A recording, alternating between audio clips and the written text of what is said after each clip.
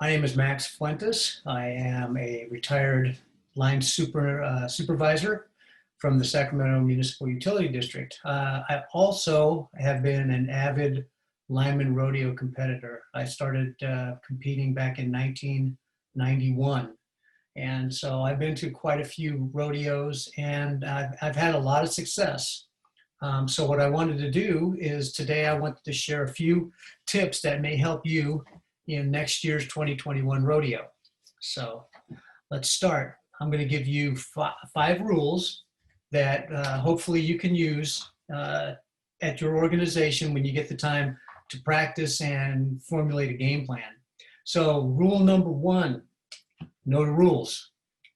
You're going to get a packet, or you're going to find instructions, and you're going to get a list of rules all the way down, and it's going to tell you, basically what the event is, and use general industry practices, minimum approach distance, really know the minimum approach distance, and what's the objective of the event itself, and what are the rules? Are they very specific or are they generic? So most of your, let's say, pole climbing events are going to have very generic rules about minimum approach distance, cover up, talking, communication, how the hand line is supposed to be operated. So be very, very knowledgeable in the rule set. Okay, so read them top to bottom. Take your time. Look at some of the past rodeos and look at some of the rules that have been involved in past. And if you're a first-time competitor, talk to someone who may have competed in the past and has some experience. So rule number one is know the rules. Rule number two, now if you can get this, you're really going to be in position in a better shape to compete under the rules. So get someone in your organization to volunteer or be a judge or on a committee. And this is really important because what will happen is you'll read all the rules, you'll have gone through your practice, you'll go to the event, you arrive, Kansas, you're all psyched up, ready to participate, and then they have a judges meeting. At the judges meeting, all of a sudden, some issues are brought up, discussions, and one or two rules change, or there's a modification. This can greatly impact the way you've prepared for the event. So my advice is, if you're bringing people to the event, make sure that you get at least someone, one person, if you can get multiple people to be a volunteer on a committee or be a judge. Really, you want them in the judges' rules committee, because things can change overnight. And you want to at least be ahead of the game.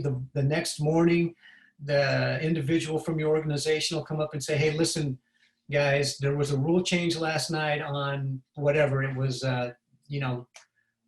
changing out a dead end bell, and what's allowable, cover up, whatever it is, whatever that change is.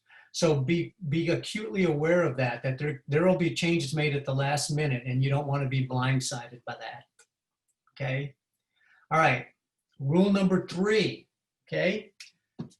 When you go to the event, designate one person to talk to the judges at each event. So whoever is, maybe the person who you've just decided, hey, you got a 3-man team, you got a groundman, 2 journeyman linemen. Pick one journeyman to be your spokesperson, and be cordial, be polite, acknowledge the judge, but be professional in how you approach the event and how you treat people. Explain to the judge how you want to perform the event, and get the judge to agree with your method. So let's say you've read all the rules, you know that there's a change that was made overnight, which maybe changed your game plan. What you're doing is you're giving the judge a tailboard. And what you want to get the judge to do is to agree with your tailboard. That's very important. The reason that you want to do this is if the judge agrees with the methods you're going to employ in this event, you can't get gigged. You can't get dinged a deduction for doing something that he may have perceived was the wrong thing to do when you've gotten them to agree prior to the event taking place. So you want to explain to the judge, you want to explain, hey, we're going to go up there, the first thing we're going to do, and just walk them through. You don't have to, spend a half hour, just you got like 5 minutes to prepare. So the other two line hands, they're laying all of the tools, the equipment, the materials out. You're interacting with the judge, being polite. Look the judge in the eye. Get confirmation. Get agreement. So one of the things is, you might say to him, if I understand it correctly, I'm supposed to do A, B, and C. And this is how we're going to proceed to do A, B, and C, and we will be safe when we do it. So use some key words like that. We're going to perform to the best of our ability, and we're going to do it safely. If the judge is sitting there, nodding his head in agreement, trust me, you have made their life easier, because as you go up and perform this event, you may have done something out of order, or you may have done something that could have been called a deduction, but you walked the judge through. He's now on your side, okay? All right, the other thing about judges that you got to be careful of, and you probably won't know about it, is I have competed in many events where the judge was never a lineman. So that's even more important. That's an even more important reason to walk them through the steps you're going to take. You may get somebody up there who was a heavy equipment operator, or somebody who just volunteered to be out there. You may think that that's crazy, but I have been on polls where the person who has been, judging me was never a lineman.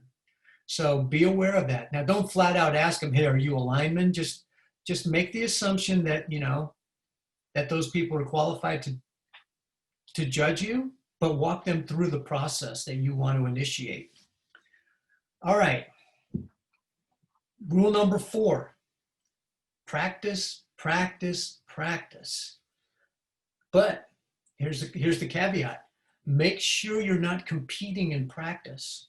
If every time you're going to go practice, whatever event for that practice session, if you lay all your tools out and then you put a time on yourself right from the get-go, you've now committed yourself to, in your mind, is, hey, I got to go fast. Don't do that. Don't time yourself in practice. There will be times when you need to get kind of a baseline of how long it's going to take you to do. Let's say an event is 10 minutes. You're going to want to know where you stand. So yeah, you can run through an event one time, off the cuff, and say, oh man, we're at like 14 minutes. We got to drop 4 minutes. And you're thinking, how am I going to drop 4 minutes off of this event? Okay. After that, what you want to do is you want to break up your practice sessions into segments.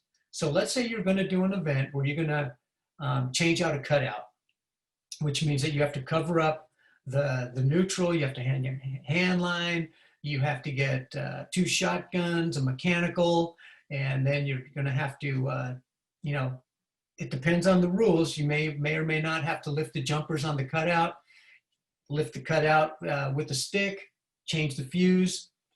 What you want to do is you don't want to do that whole event at one time. So just go up there, hang the hand line, hang the bag. Where's the bag going to hang? Do I want the bag, am I going to tie the bag off, or am I going to have the groundman send it up? I'll take all of my equipment out, send it back down. Am I going to hang a gin to hang the bag? So these are things you have to go at, and you don't want to be competing in practice to do that. So let's take an event like what I just said, changing a cutout, the cutout door. You're going to have it, you're going to send it back down to the groundman. He's going to refuse it, send it back up. You'll stick it in the cutout. You'll let the judges know, hey, coming hot, boom, or install the jumpers, close the cutout, whatever the process is. What you want to do is stand on the pole and just have the groundman practice sending the bag up and down, up and down. Well, what is the key thing you're looking for? Is the sheave twisted? Is the groundman pulling that up with the sheave twisted and the ropes are now bound up against each other? What just happened? You just got a 2-point deduction for an inappropriate use of the hand line. Okay? So when you get to that point, choreograph. What you're doing is you're choreographing every step of the way on each event. So then sit there and then pull the shotguns out and then actively talk to each other. Hey, going up, going on with the jumpers. What you want to do is you want to get that into your muscle memory. You want to commit all of the actions that you're going to do so that when you get to the rodeo, you may be tired. It may be a long day. You want to get to the point where you can do it in your sleep and safely.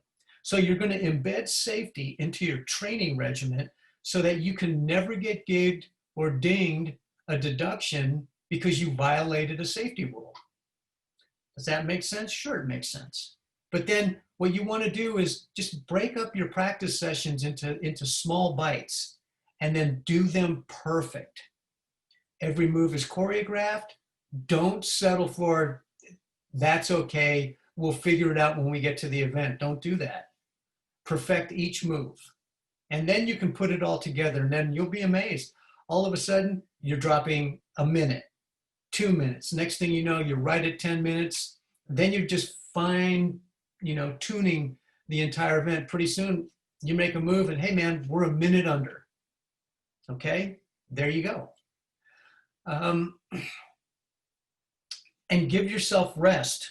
Don't do like 50 training sessions in 1 hour. Go up there with the mindset, hey, we're going to practice this one segment 6 times, and that's it. And if we get tired, we're going to come down and we're going to talk about it. So make sure that you have good discussion and give yourself plenty of time, and don't get frustrated. It gets really frustrating. All of a sudden, things aren't going your way. You got to take a deep breath, because I guarantee what's going to happen to you in the rodeo is something's not going to go right. And you can never, ever let the judge know that you're flustered or frustrated because you're going to make a bad move. Okay, I know I said I got 5, but maybe I'll add something. Number 5 is, I already talked about that, segmenting the practice, don't practice. Here's the other thing. When you get to the rodeo and you're at your tent, make sure that you're hydrated. Every time I've been to so many rodeos where I've gone from serious extremes, like 95 degrees outside with 90 degrees humidity, and you need to hydrate and you need to rest. Don't stand in line and don't go from one event to the other, because first of all, you need some downtime and you need to discuss, hey, what went right and what went wrong. If you got a perfect score, that's great. Go back to the tent. Get something cold to drink, rest, and then get prepared. The other thing you want to do is, if you have several teams there, ask your other teammates, hey, what went on at that, why were they dinging people at the egg climb? Or what was going on at the hurt man rescue? It looked like something changed. You have to have an interactive conversation with the people on your team. And you know what? It's okay to go next door to your competitor's tent and just, hey, how are you guys doing? I saw you just did that event. Now, they're not going to tell you how they did the event, but you can go, look, we did this event over here. The judging changed. These were the rule changes. What have you seen? It's okay to exchange information about what happened or a rule change, but you don't have to walk your opposition through your game plan. But you will call good information, and we're all there to interact and have a good time. So that's a good thing. Exchange information even with your competitors to see what's going on. I've done that many a times. I've done it standing in line with guys behind me who've said, hey, you know what they did with this event? And we've talked, and we may even give each other helpful hints. Trust me, that's the way it works. If you want to have a good time. Okay. The other thing that you want to do is,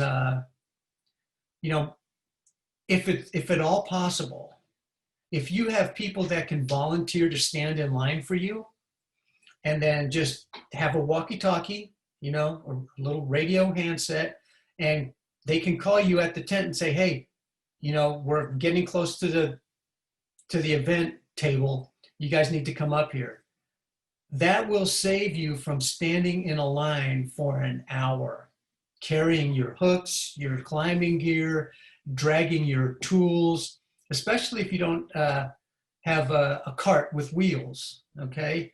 I've been in those rodeos where when we first started out, we were dragging all of our tools, and man, I was beat up and I was physically exhausted by the end of the day. So if you can get somebody to stand in line for you and just, hit a walkie-talkie and say, hey, we're up, then you can grab your tools, get a drink, go up to the front, you're fresh and you're ready to go. So basically those are my tips for this segment of, how to win the rodeo. At some point, I'll probably do some follow-up, maybe write something down for people if they're interested.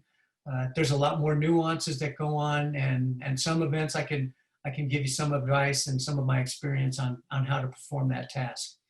Anyway, thank you for giving me the opportunity to share my experience and information. And hey, you know what? It's great to be a lineman, and God bless everybody.